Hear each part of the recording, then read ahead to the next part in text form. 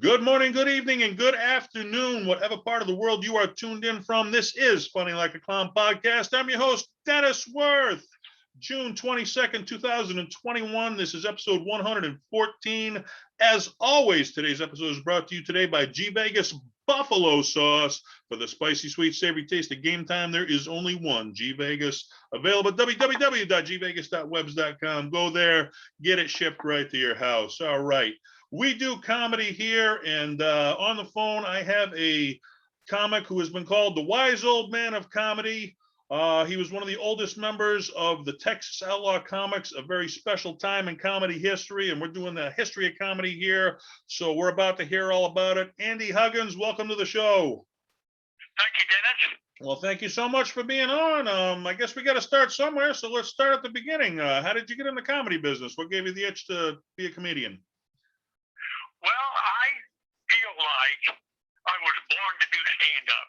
I have always, from a very young age, like 7, 8 years old, was fascinated by comedy. Sitcoms, the comics that would appear on Ed Sullivan, that's how far back I go. That's the only place you could see Right. stand-up comic was on Ed Sullivan. I just was just fascinated about it, by it.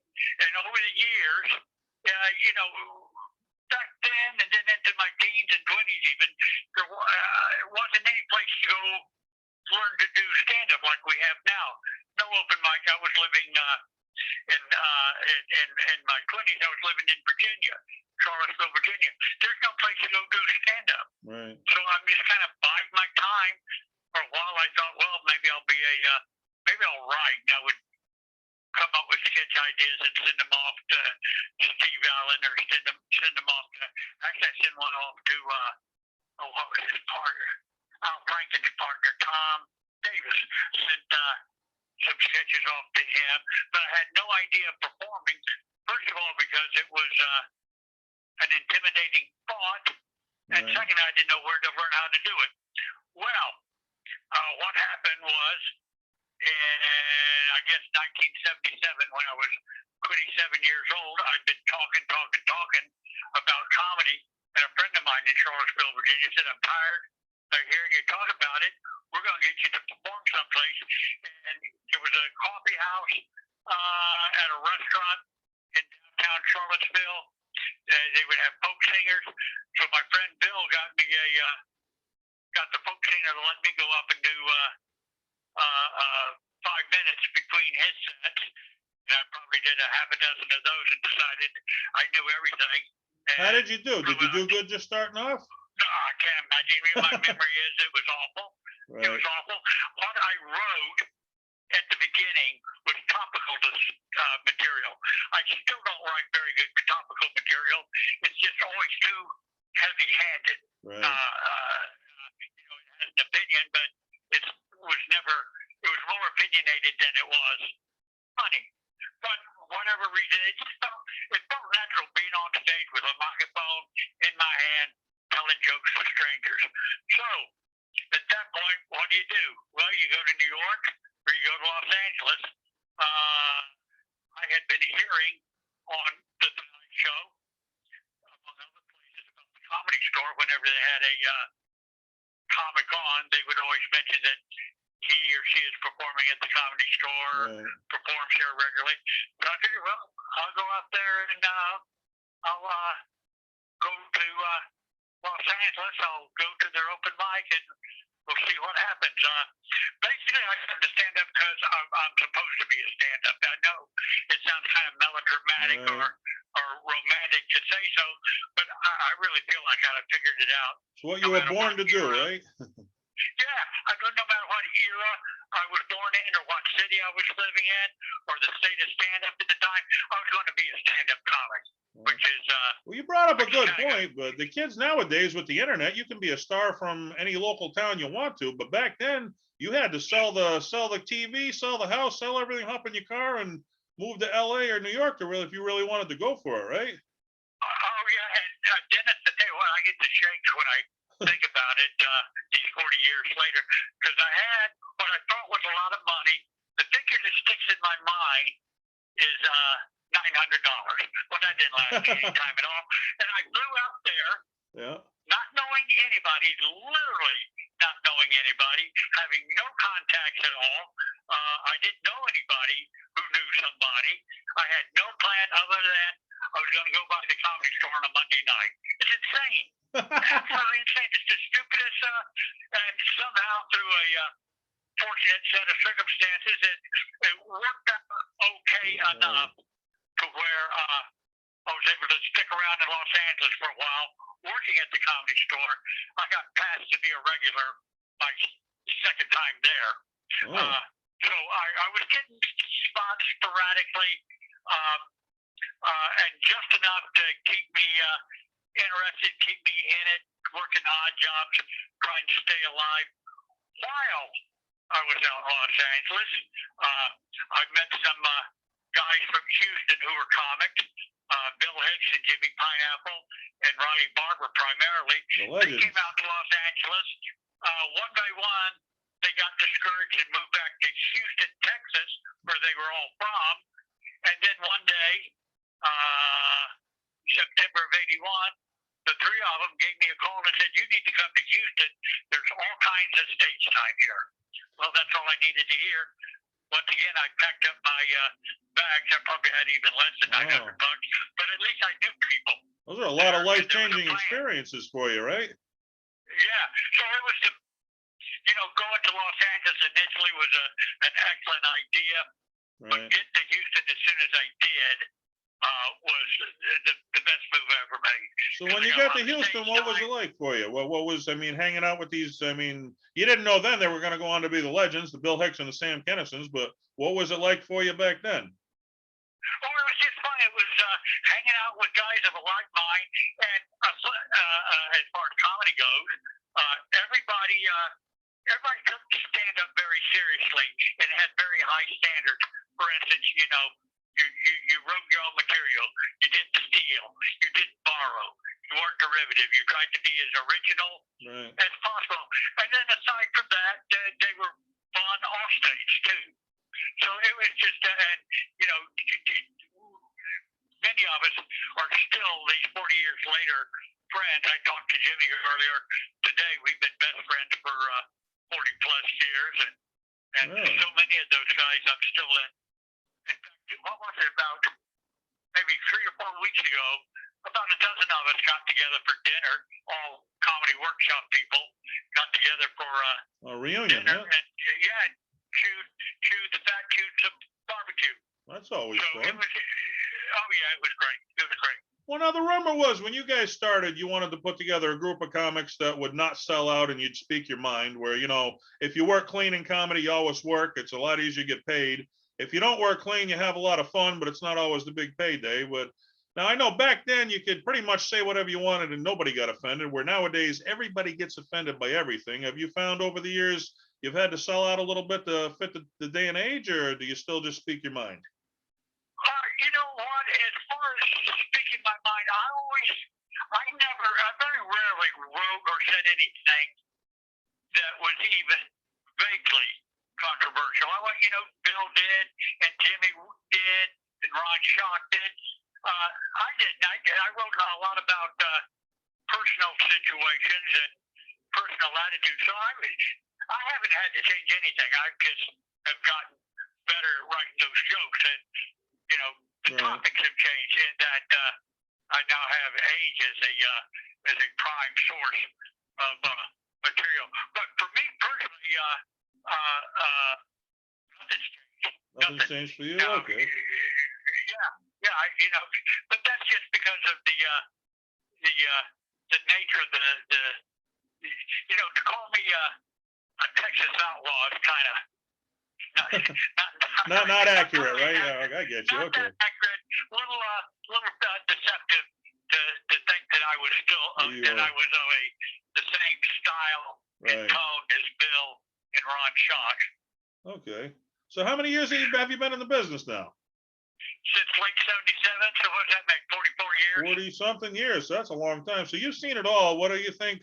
What has changed over the years in comedy for you from when you started to comedy now? What's changed? What's the biggest change? Well, what's kind of interesting people be more easily offended these days. Yet at the same time, the language and topics you talk about on stage is so different, so far beyond what people. I mean, you might have been able to get away with it in '77, but nobody tried. Right. I think, yeah. I mean, there's certain, you know, very specific functions of two different body parts that people will talk about today with all the slang euphemisms, but back then you just didn't do that. So on the one hand, if you want to call that freedom of speech, that has broadened greatly. On the other hand, as you mentioned, some people do get political correctness is kind of a difficult topic to talk about because it covers a wide range of topics. And you know, what I might find politically incorrect, that you might find completely acceptable. What has changed is people, because of the internet primarily, and because society has evolved a little bit. I mean, it's you know, it used to be politically correct, or there was nothing wrong with mocking gay people or mocking, you know, people who are mentally deficient. Wasn't anything wrong with that. We knew it was a joke. Yeah, there was nothing wrong with using certain ethnic stereotypes. Well, you know what? It's always been offensive. People just didn't speak up before. Now they're speaking up. Now, of course, too often people will be offended by something that wasn't intended to be offensive and is in reality not offensive. I mean, it's just all over the place as far as I'm concerned. I think there are people who overreact, and I think there are comics who overreact. That's why when I get into a discussion about political correctness or the cancel culture, which is another way of saying this guy's going to cost me money, I'm going to fire him. I'm not sure that's a completely incomprehensible attitude. But I need specifics. I mean, before I say, well, that's right, that's wrong, because it just covers too much. You know, political correctness is why people don't know why white people don't get in blackface anymore without catching hell. But that's a good thing. That's a good thing. It's tough to do any joke nowadays without offending somebody, though. I mean, everybody's triggered by something. Well, it depends. Some jokes are offensive. Racist jokes are offensive. And so then you get into the argument, well, this white guy doing a mock Chinese accent, is that offensive? Well, as a white guy, I don't think that's my call. But, you know, you may want to talk to an Asian about whether or not it's offensive. But isn't it the intent if you intended it to be funny or if you intend it to be offensive? I mean, if you're just intending it to be a joke, wouldn't it be not offensive? Or if you're intending to be offensive, it would be. Intent is everything, but here's the problem, Dennis. You say you're up there and you're doing your routine, not you, but a comic's on stage, doing a routine, and and in the middle of it, he does a mock Chinese accent. That, how do you know what his intent is? How do you know he isn't, unless you have some sort of ironic delivery that you use when you don't know the person, people. Yeah, you just don't know. You know, this was part of a discussion about a controversy that came out recently. If you don't make clear what you're doing, then you are what you're. If you don't make clear that you're making fun of something, then you are that thing you're making fun of. So it's a type of, and you know, maybe it's too thin a tightrope in some people's opinion to have to walk. You know what? Society evolves, society changes, and I think I agree with the people who say, you know, comics got to change. You can't do the same sort of jokes you used to do that didn't offend people. And again, I would say it probably always offended people. They just didn't have the means to express it. Okay. Yeah. So this is all why discuss cancel culture or political correctness, I need specifics. I'll get offended along with a lot of people on some topics, and other topics, another specific joke, I'll say, oh, come on, give it a rest. Yeah. Nothing wrong with that.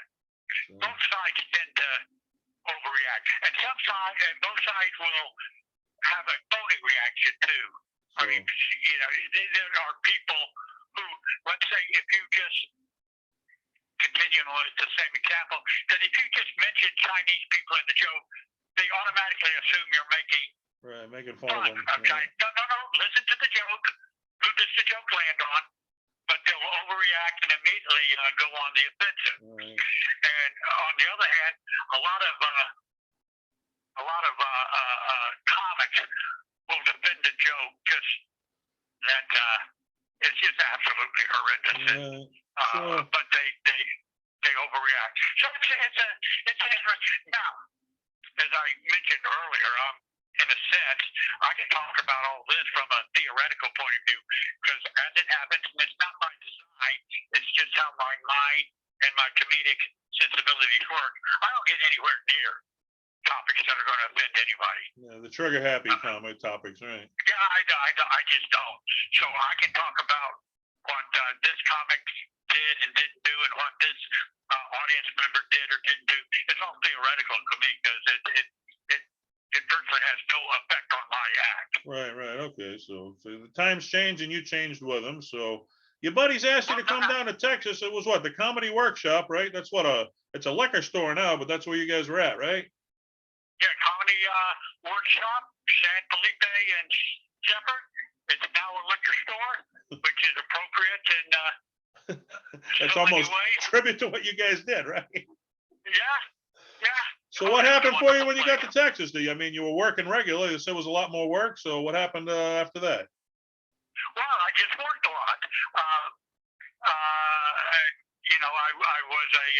I'm a recovering alcoholic, but at the time, up until 1988, I was a practicing alcoholic, and so right, and because of that, life was a little rough financially at times, just because I was completely irresponsible as a when you're constantly performing where there's alcohol, it's tough to stay away from it, right? Well, it was easy. It was easy to say yes to it. Right. So it's available. But it came a time in 1988. I quit drinking and took some time off from stand up. Then got back into it. Learned how to say no. I'm sorry? You learned how to say no? Yeah, I learned. I just woke up one morning and said, I can't do this anymore. Right. I can't do it anymore. So I did learn to say no. Sick and tired of feeling sick and tired, right? Yeah. And I'll tell you what, the first time you say no, the second time is even easier. Yeah. So it really didn't prove, once I made the commitment, it didn't prove to be happily a day-to-day battle. Right.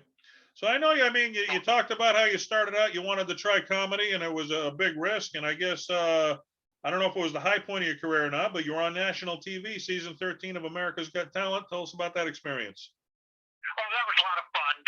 One of the producers saw a tape of me on the internet, and a portion of the act he saw, I was doing jokes about women and relationships and sex, and he thought it was funny. The fact that at the time I was 68 years old and looked every bit 68. Right. So they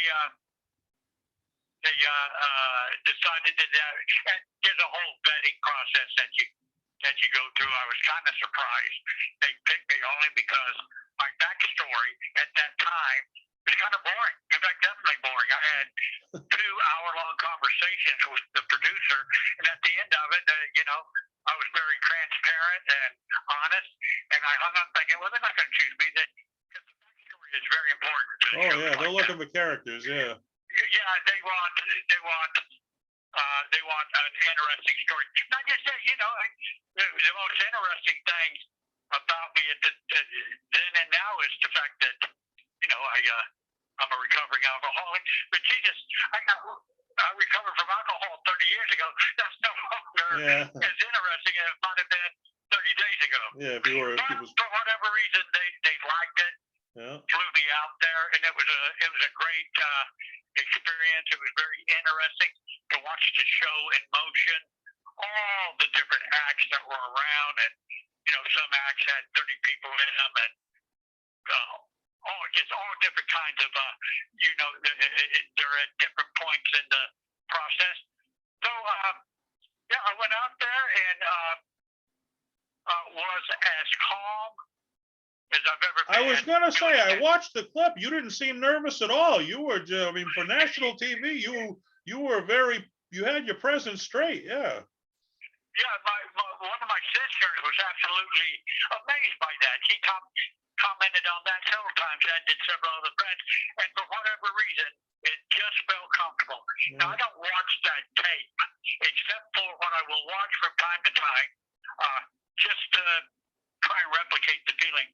There's a moment when I'm introduced, and I walk up to the microphone, and I'm starting to take the mic out of the stand, and I just have such a calm, happy face, smile. Right. Well, that's how you have to feel. I tell myself, that's how you have to feel every time you go on stage, no matter where you are. You need that smile. And I try to duplicate that. But yeah, I don't, I know one reason, right before I went on stage, I was talking baseball with one of the producers. That just kind of distracted me and probably relaxed me a little bit, but we just sit there talking ball, so that helped. But it just, I don't know, maybe it was just that I was right where I was supposed to be, and that's got to be a comfortable feeling for anybody when they're exactly where they're supposed to be doing exactly what they're supposed to be doing. So how far did you make it? How far did you make it, and how did you eventually get cut, or what was the story behind that? Well, it was a little confusing to me and other people. The first round, the judges vote on you. There are 4 of them, and I got the 3 votes, which is what you needed to advance. The Spice Girl Mel B evidently was puzzled by some of my jokes. I don't know what the hell. But anyway, so that's the first round. So I passed the first round.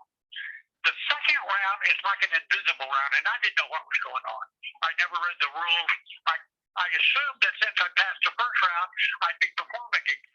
But what happens is, at the second round, all the producers get together and they decide who goes to the third round, which is when you would perform a second time. So I got to the second round.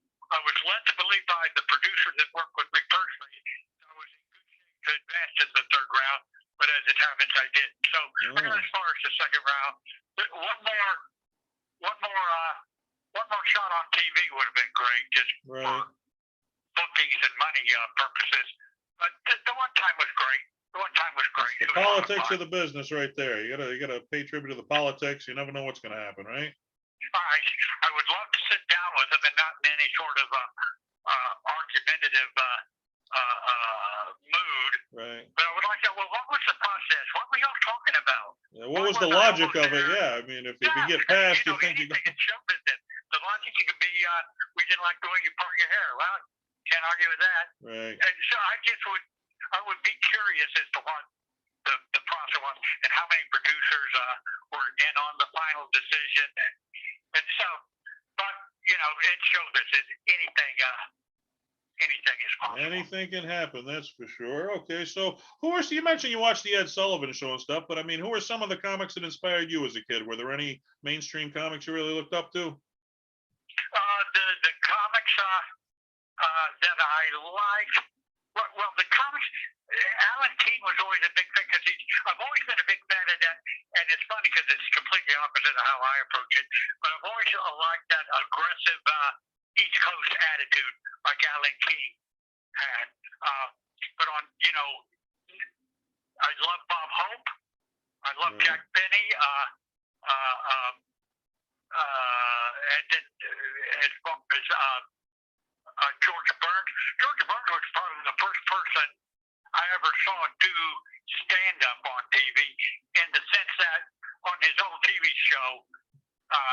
in the middle of the show, he would break the fourth wall and just talk to the audience and basically do a stand-up. That's probably the first time I saw Do you think you styled your comedy after these guys that you watched, or? Well, certainly not Alan King, because he doesn't work. I work set up punchline, set up punchline, set up punchline. Alan King is a little broader than that, in that the context is a little broader than what I do. I set up the context with one line and then move on. Right. He'll give he would give a more complete background as to what he was talking about, then do several jokes. No, I can't think. Here's the info. Almost everybody I watch, with maybe the exception of Byron Cohen, who told stories, Sam Levinson told stories. A lot of comics said one-liners. That's what I grew up watching. Henny Youngman, right?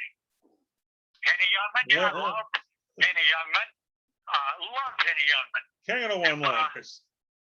Yeah, he was great. I just love that. That style, right? Yeah, I don't work. He can be all over the place as far as subject matter goes. He's just going, here's a line about this, now here's a line about that. I would love to work that way, but I work more, subject by subject. So it's not quite the same, but it's set up punchline, set up punchline, set up punchline. Yeah, I love Henny Youngman. Yeah, so, I mean, that's certainly a high point of your career being on national TV, but you've rubbed elbows with some big ones. I mean, you opened for Ray Charles. You were a writer for Billy Crystal in the Academy Awards. I mean, what got you into the writing part of the aspect of the business? Well, as far as 1 year, I came up with a joke. And at the time, I was living in Los Angeles. At the time, several late night shows would accept jokes from outside contributors via the fax machine. Remember those? Yeah. So I came up with a joke. I faxed it into Dennis Miller, never heard back. And a friend of mine said, you ought to send this to Robert Wool. Now, I knew Robert from the stand-up world, and he was one of Crystal's writers. So I sent him the joke, and he liked it and used it. So, and then the next year, I sent a message to Robert saying, do you mind if I send in a couple more? He said, no, not at all. So I sent in a couple more. He used a couple more. So when you say I wrote for Billy Crystal, that's how it went. Do you remember what the joke was? Do you remember what the joke was, the original one you sent in? Oh, yeah. The first joke was the year, and this is how far back we go, early 90s. But it was the year that JFK was nominated for Best Picture. Right. And the joke was, I don't want to say Oliver Stone is paranoid, but his next film is going to be The Men Who Shot Liberty Valance. And it got a big laugh. For the time, yeah. In fact, it was quoted in the New York Times as one of the better lines. And then, the next year was The Crying Game. I don't know if you know The Crying Game, but don't ring a bell. No? Well, there's a big twist, and my joke was Crystal saying he was surprised by it. He said, "Don't tell me white men can't jump," and which was another picture out that year. But Woody Harrelson, I remember that movie. Yeah, I watched that. That was a good movie, actually. Yeah, White Men Can't Jump was Woody Harrelson and Wesley Snipes. The Crying Game was Stephen Ray and Jay Davidson, and it was a British film, very popular, and it had a tremendous plot twist right in the middle of it that startled everybody, and that's what I was referring to. So, in addition to being a writer, I'm sure you helped out a lot of the young comics of the time. I know you've been given credit for developing Bill Hicks, and I'm from Boston, so a Boston guy, Jay Leno. But, what did you do to help those guys out? What advice did you give them to help them with their careers? I have read that. I don't know what I did. I don't know what I did to help Bill out. Yeah. Bill had a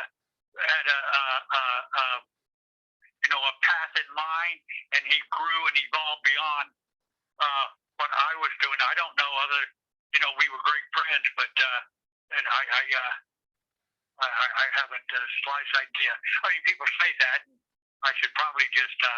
Probably because you were the older, the oldest person in the group, that everybody would look to you for advice because you were probably the oldest member of the group. Yeah.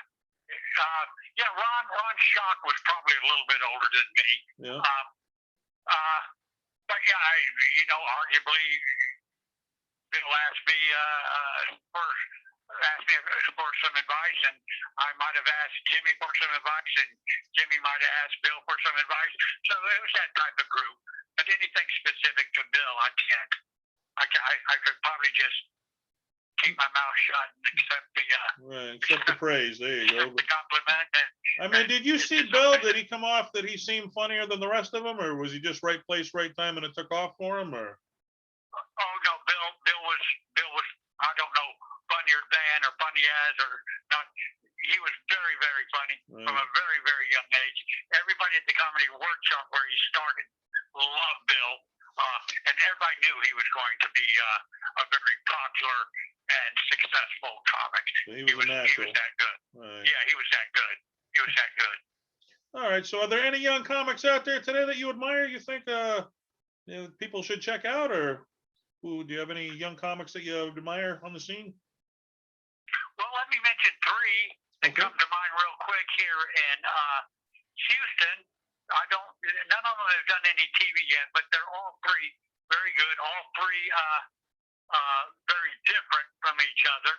But that would be a gentleman by the name of Trey Tucson, another comic by the name of Victor Tran, and then Grady Pruitt. They're serious about it, and they're very funny, and they work hard at it. And hopefully with a break here and a break there, something will happen for them, right? Yeah, you will be. I'm sure you could. I think they're all three probably somewhere on YouTube. But yeah, they work hard at it. They're going to be good. Everybody likes those three guys, and there are others as well. Pretty active scene here in Houston. So what do you think you did to help out Jay Leno? I mentioned him too. How were you friends with Jay? I didn't. Somebody wrote that in I think it was a Chicago publication. Oh, that's how rumors get started. Okay. I faxed to Jay. He used a handful of them one time. I had no effect on Jay's career. Right.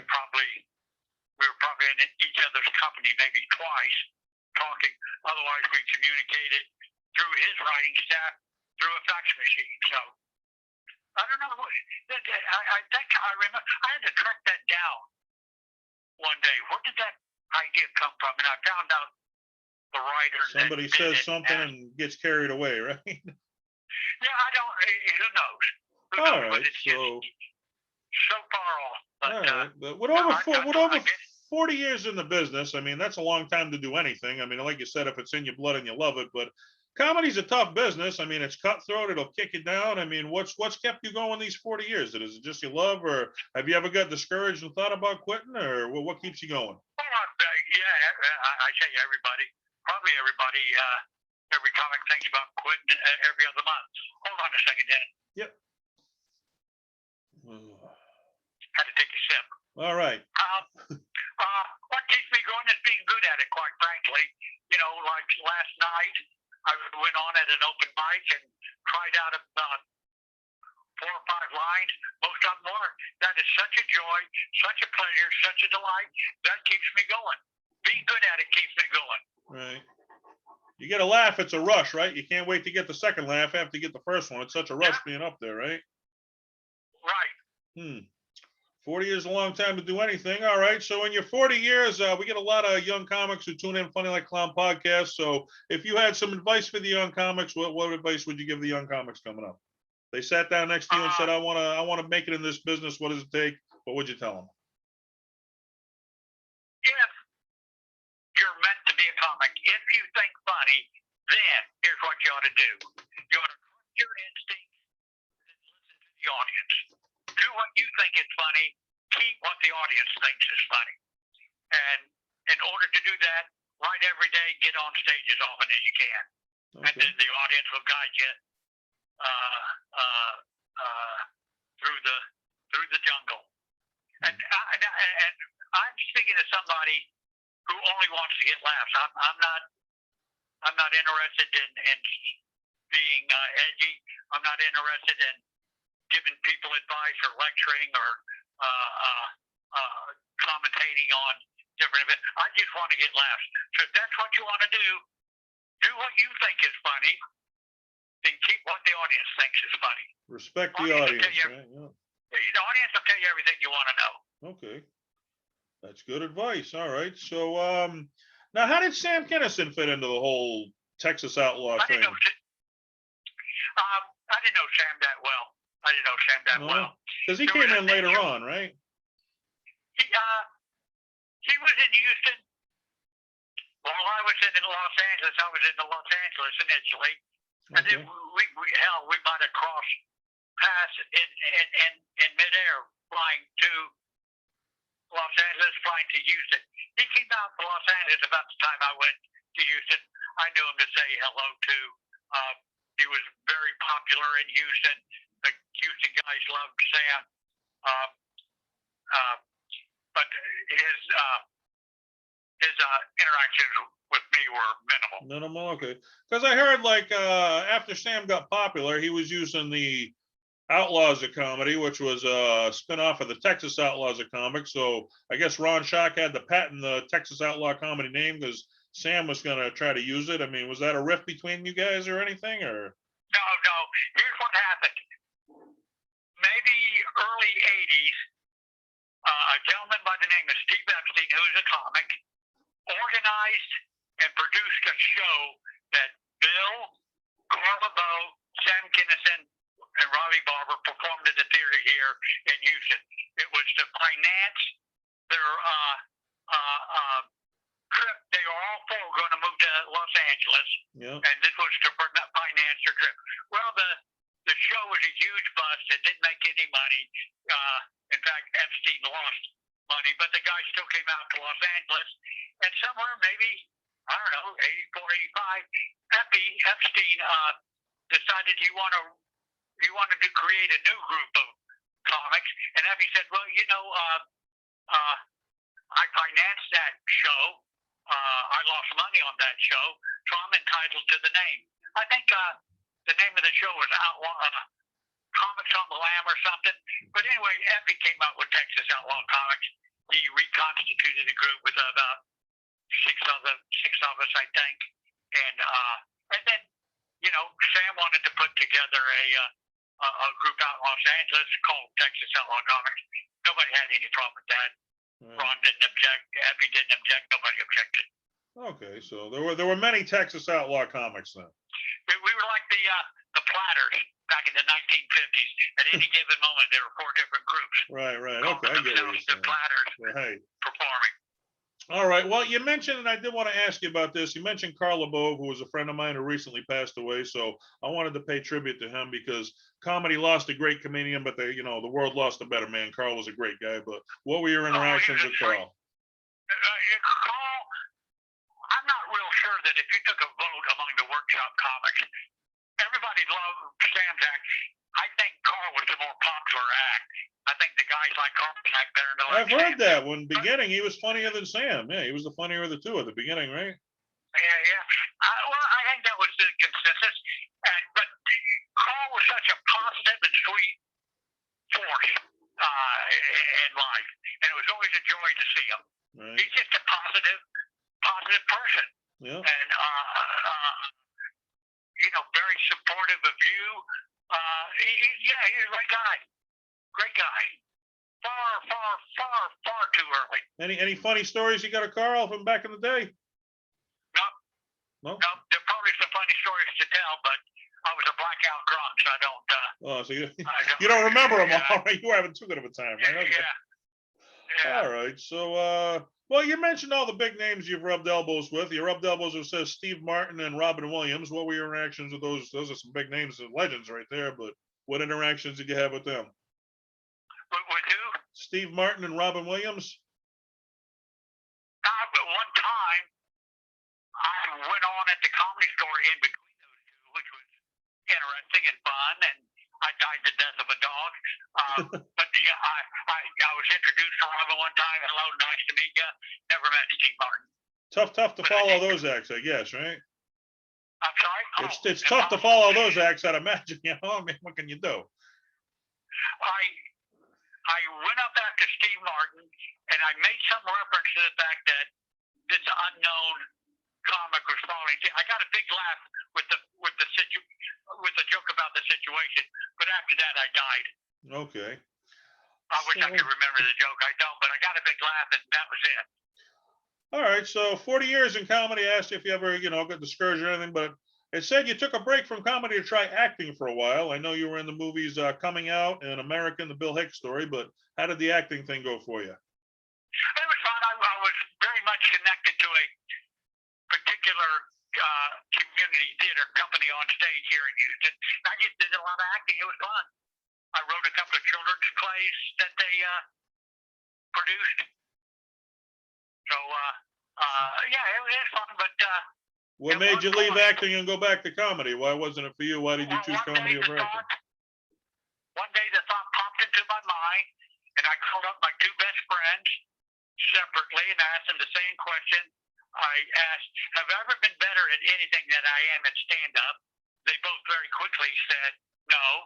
So I said, I need to get back at it. So I did. That was 11, 12 years ago. You figured out that's where you belong. All right. Well, we talked about how you got started. We talked about what you've done. I mean, at your age, I mean, what's in your future? I know George Carlin, he loved comedy. He made the money. He could have retired, but he loved comedy. Did it till the day he died. I mean, do you plan on doing it till the day you die, or what's your plans for the future? Yep. So there's no retirement for you, Andy Higgins? No. Yeah, ideally I will remain coherent and mentally alert for a long time, and then when that starts to fade, I'll just die in my sleep one day, and that'll be that. That'd be perfect. Well, in 40 years, you've probably done it all. Is there anything you'd like to do in your comedy career before you pass, or just wherever the path takes you? At one time, doing a late night talk show would have been a thrill, but they just don't use them like they used to. Right, like they used to. When Carson was in charge, you'd have at least one new comic on a week, right. A couple of comics a week that you knew, and one that one up and coming, right? Making a debut or anything. I would have loved to have done that, but I wouldn't mind doing a couple of. Here's the perfect gig for me: doing 20 minutes in front of a singer or maybe a bigger name comic, but just 20 minutes. Opening, thank you, good night. Go back to the hotel. That'd be perfect. That's it, huh? Yeah. All right. So, well, I thank you for being on Funny Like Clown podcast. I'll give you my final question, Andy. In 40 years, what's your favorite memory? If you look back and said, boy, that was my favorite time in comedy, what would it be? My favorite time would have been with the guys at the workshop in the mid-'80s. Yeah.